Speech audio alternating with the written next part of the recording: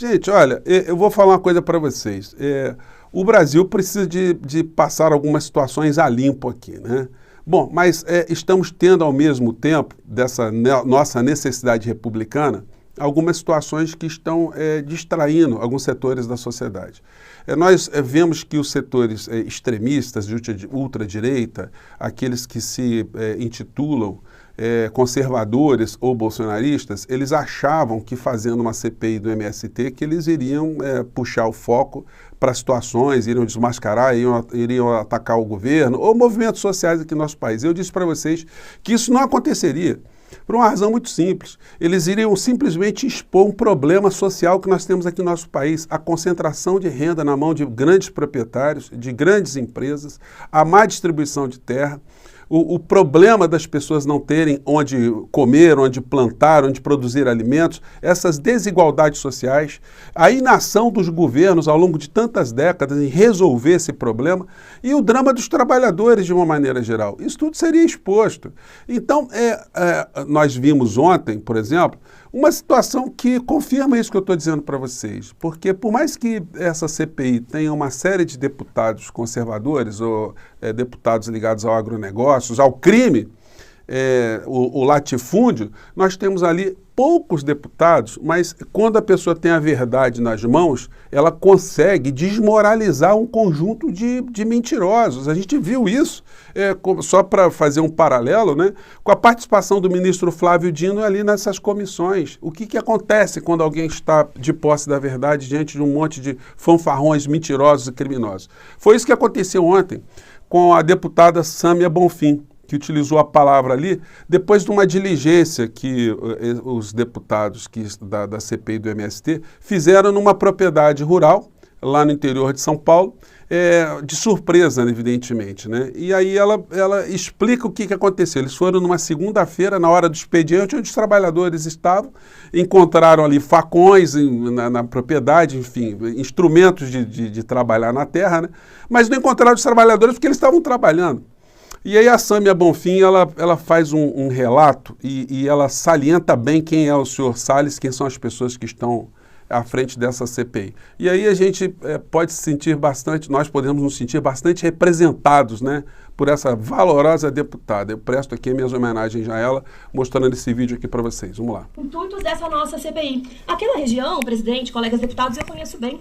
Eu nasci ali, a minha família vive ali até hoje. Aliás, eu conheço bem muitos daqueles assentamentos, acampamentos. Eu tenho muito orgulho, inclusive, de acompanhar a luta pela reforma agrária no Pontal. Sou filha de lavrador, inclusive, meu pai morou na zona rural até os 23 anos de idade dele, e sei o quanto é comum ter facão e ter machado para trabalhar na terra, porque nem todo mundo tem acesso a grandes equipamentos de trator, de escavadeira para poder trabalhar dignamente na terra. Acontece que os deputados, eles foram fazer uma diligência assediando esses acampados, né, os membros do movimento, achando que eles iam encontrar o que ali? Entraram na barraca das pessoas, cometendo abuso de autoridade, inclusive, porque não havia autorização para isso. Se aquilo é a moradia daquelas pessoas, ninguém pode entrar na casa de ninguém indevidamente. Vocês mesmos saem espalhando por aí que seríamos nós que fazemos isso. Foram vocês que fizeram, hein, deputado Salles? Você que está sonhando em disputar a prefeitura contra o Guilherme Boulos e nem o seu próprio partido, o senhor conseguiu convencer ainda, vive acusando ele de fazer a invasão da casa alheia e invadiu o barraco, que é onde aquelas pessoas moram. Vocês ficaram chocados? Talvez eu... Deputada, ninguém mora naquele barraco. Nós vimos o barraco, estava vazio. Aí aconteceu, né? O Salles cortou o microfone de uma deputada quando ela estava fazendo uso da palavra. Ele não pode fazer isso, né? E já teve representação junto à PGR, que a gente vai abordar aqui ao longo do nosso papo, justamente em função disso, porque isso representa um ato autoritário, isso representa um ato de violência de um deputado para com o outro, né? Aí ela É mais um que quer que a PGR faça uma investigação por cortar o microfone, assim como está acontecendo com o presidente. Eu imagino que o senhor esteja acompanhando as notícias da imprensa. Além da Polícia Federal, o senhor vai ter a PGR daqui a pouco. O senhor se controle e não interrompa. Eu quero que meu tempo seja restituído, presidente, porque eu fui interrompida pelo relator que está aí na mesa. Vai ser restituído. Presidente, meu tempo precisa ser restituído, porque tá correndo meu tempo. Agradeço. Muitíssimo obrigada, presidente. Mas, como eu estava dizendo, se espantaram de que em plena segunda-feira à tarde, quando invadiram o barraco das pessoas, não tinha ninguém ali dentro.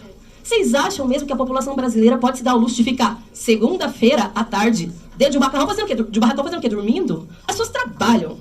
As pessoas precisam viver de algum modo. Segunda-feira à tarde ia ter o quê? Alguém ali dentro fazendo o quê? Você acha que é todo mundo que pode pagar, utilizar dinheiro da Câmara para pegar avião, para fazer visita no Oeste Paulista, para prestar conta para financiador de campanha? Senhor deputado Ricardo Salles.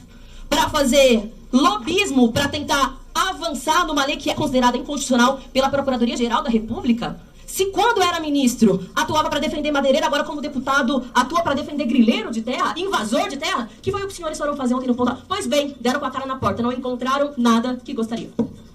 Com a palavra, deputado. Gente,